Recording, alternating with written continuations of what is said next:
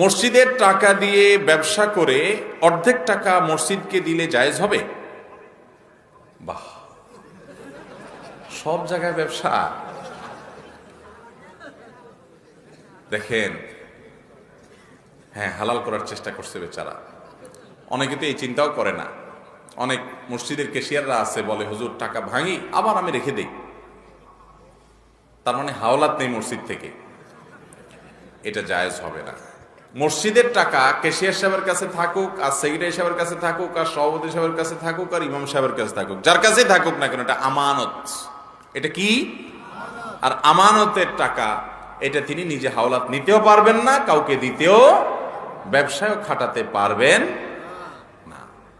আপনি নিজের টাকা আপনি ব্যবসায় খাটান, সেখানে আপনি টাকা দিয়া ব্যবসার লাভের ভাগ নেন, সেটা জায়েজ হতে পারে।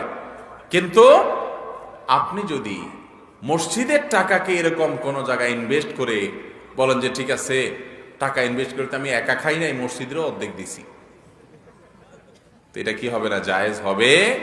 এই টাকা খরচ করা আপনার অধিকারে নাই, এটা আপনার নিজের টাকা না, এই টাকা তো আপনার কাছে আমানত, আল্লাহর ঘরের টাকা। অতএব এটা আপনি রেখে দিতে হবে, শুধু খরচ করবেন আর রেখে দিবেন। আপনি চাইলেও এটা হাওলাত দিতে বা নিজে হাওলাত নিতে বা কোনো ব্যবসায় খাটাতে পারবেন।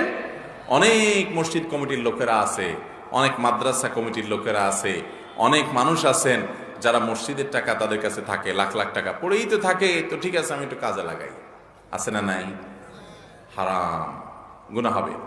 লা দীন লিমান লা আমানাতা লাহ, যার মধ্যে আমানতদারিতা নাই তার কোনো দিনদারি